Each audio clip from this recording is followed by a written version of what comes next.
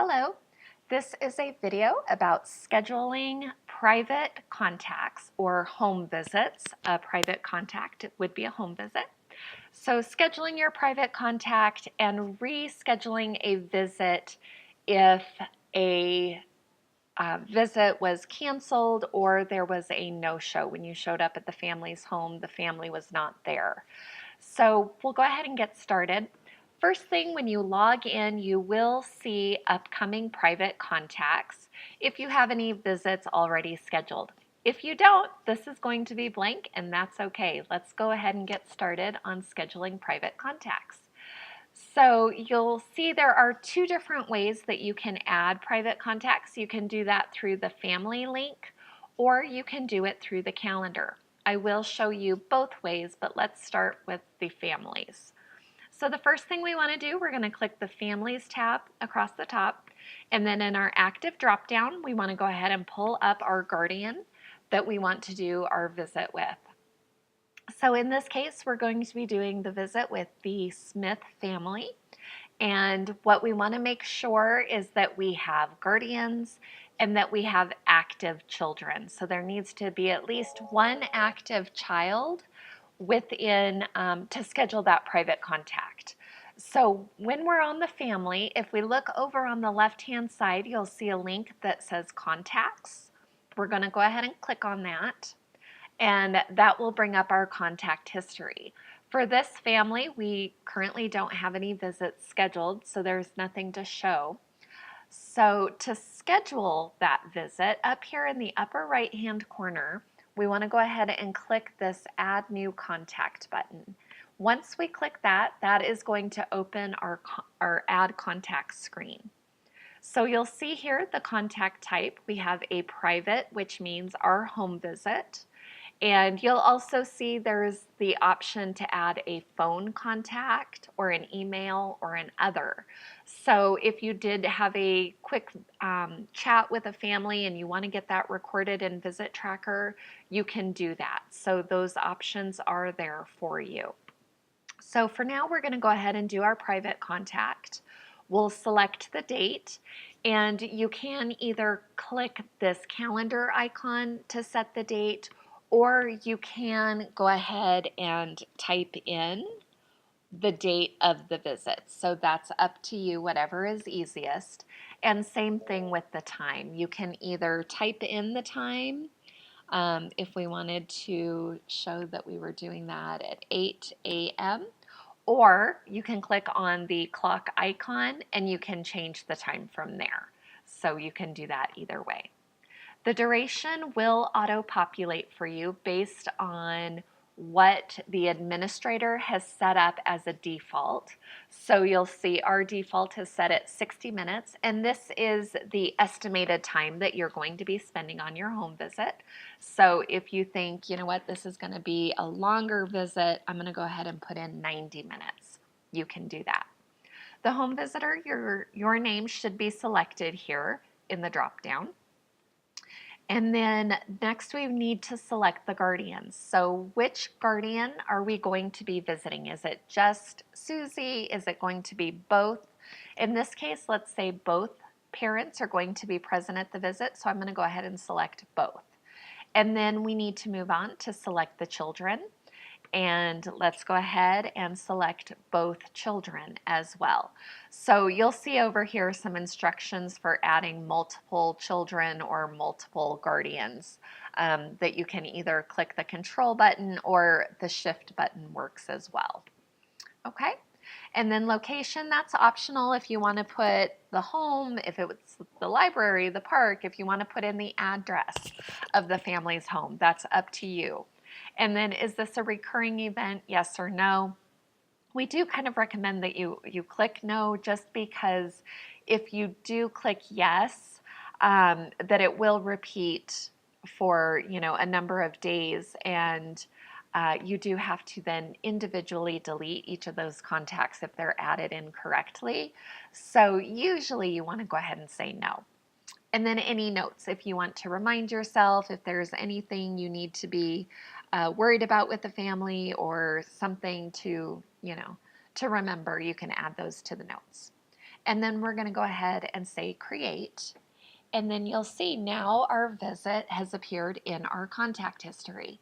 So we have a private contact on the 13th of April with these guardians, these children, and then you'll see, so it'll show you the total number of children, the number of children that are birth to 3, and then the number of children that are over 3. And then this PRE means, is there a prenatal? So we have yes, that little baby Smith is a prenatal baby. So that is how you get that visit added. Now let's say we have that we just entered this and then I was like, oh gosh, you know what? No, that visit is actually on the 12th, not the 13th. I need to change that. So we could go over here to the pencil icon. That is our edit contact. So we're going to click on that. You'll see everything comes up just as we had entered, but let's say we want to change the date back to the 12th. So we can quickly change the date. Maybe I entered the time wrong too. Maybe it was supposed to be 9 a.m. and then I can save it. And then you'll see right away that gets updated. So if we have a canceled visit, I am going to go to a different family here to show a canceled visit. And let's say with this Skywalker family, we went out to the home and they weren't there. So we need to change this private contact to a no-show or maybe a canceled visit. Maybe mom called ahead of time and said, oh, you know what, we've got a doctor's appointment. Can we reschedule that visit?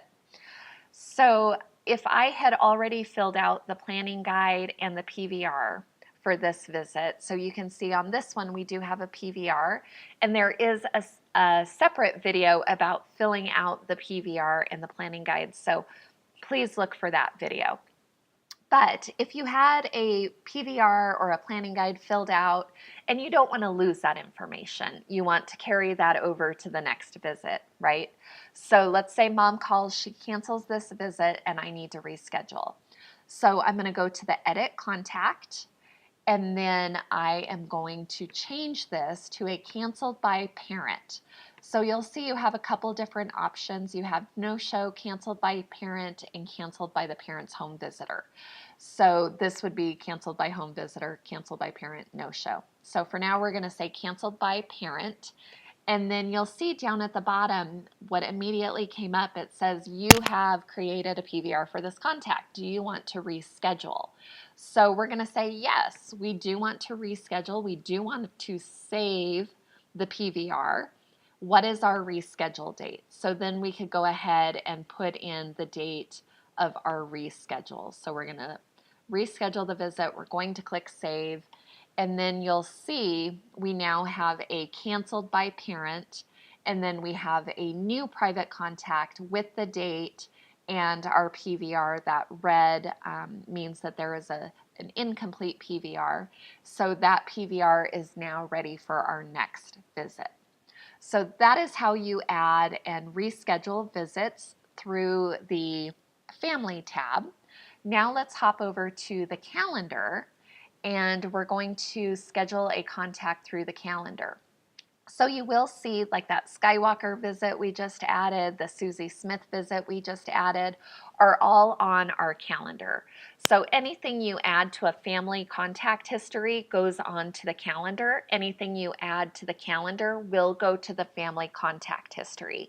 So the two sections talk to each other. So it's whatever is easiest for you to add those contacts, you can do that either way. So the first thing we want to do, we're going to go ahead and click on the date of the contact, and then that will bring up our date. It says there's no contact scheduled for this date. So we are going to go up here in the upper right. We're going to say add new, and you will see there are some different options. We can add a private, add a group, add a reminder, screening, or a staff event. So there is another video for adding group contacts, another video for reminders, screenings, and staff. So look for those videos if you'd like to add any of those additional contacts. So we'll go ahead and add the private contact button, and you'll see this opened the same add contact screen with a few differences. So the first thing we want to do, contact type, we have all those same options. We're going to keep it at private. We already have our date because we selected the date on the calendar. You can change the time. And then the duration, again, for the calendar, we do need to select a family. So all of your active families will show up on this list. So you just need to select which family you're going to be visiting. So you'll see we selected the Muppets, then the Guardians and the children will populate from that family. So we're going to go ahead and select Bert and Ernie, and then we'll select both children. I'm going to go ahead and leave location blank, not a recurring event, and I have no notes. So we'll click create. And now we have this visit added to our calendar. So you'll see that listed here. And if we were to go to the Muppet family, we would see a visit for the 9th on their contact history. So you'll see it listed right there, the visit we just added. So we can go back. You can edit from this screen. So if we wanted to change something that was maybe entered incorrectly or change that to a canceled or a no-show, we can do that from the calendar as well. You can also delete any visits that were incorrectly entered. So that is how you add a private contact and how you reschedule a visit if you need to do that. Please look for other videos about adding the PVR or planning guide and adding group contacts. Thank you.